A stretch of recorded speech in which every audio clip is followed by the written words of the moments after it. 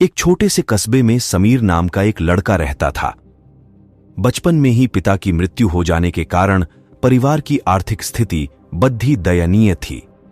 समीर की मां कुछ पढ़ी लिखी जरूर थीं, लेकिन उतनी पढ़ाई से नौकरी कहां मिलने वाली थी। सो घर घर बर्तन मांजकर और सिलाई बुनाई का काम करके किसी तरह अपने बच्चे को पढ़ा लिखा रही थीं। समीर स्वभाव से थोड़ा शर्मीला था और अक्सर चुपचाप बैठा रहता था। एक दिन जब वो स्कूल से लौटा तो उसके हाथ में एक लिफाफा था।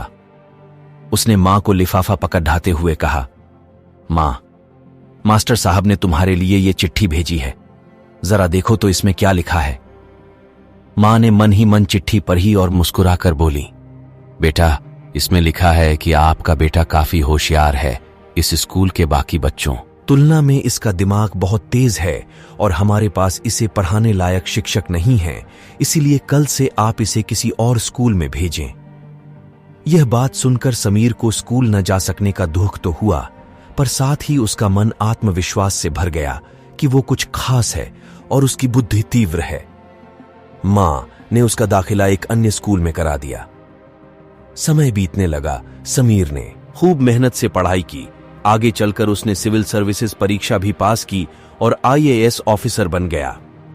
समीर की मां अब बूढ़ी हो चुकी थीं और कई दिनों से बीमार भी चल रही थीं और एक दिन अचानक उनकी मृत्यु हो गई। समीर के लिए यह बहुत बड़ा आघात था।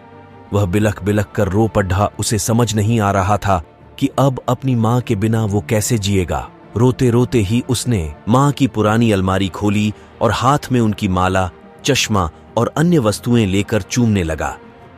उस अलमारी में समीर के पुराने खिलौने और बचपन के कपड़े तक संभाल कर रखे हुए थे। समीर एक एक कर सारी चीजें निकालने लगा और तभी उसकी नजर एक पुरानी चिट्ठी पर पड़ी। दरअसल ये वही चिट्ठी थी जो मास्टर साहब ने उसे 18 साल पहले दी थी। नम आंखों से समीर उसे पढ़ने लगा। आदरणीय अभिभावक, आपको बताते हुए हमें अफसोस हो रहा है कि आपका बेटा समीर पढ़ाई में बेहद कमजोर है और खेल कूद में भी भाग नहीं लेता है। जान पड़ता है कि उम्र के हिसाब से समीर की बुद्धि विकसित नहीं हो पाई है, अतः हम इसे अपने विद्यालय में पढ़ाने में असमर्थ हैं। आपसे निवेदन है कि समीर का दाखिला किसी मंद बुद्धि विद्यालय में कराएं अथवा खुद घर पर रखकर इसे पढ़ाएं। समीर जानता था कि भले अब उसकी मां इस दुनिया में नहीं रही, पर वो जहां भी रहे उनकी ममता, उनका आशीर्वाद सदा उस पर बना रहेगा।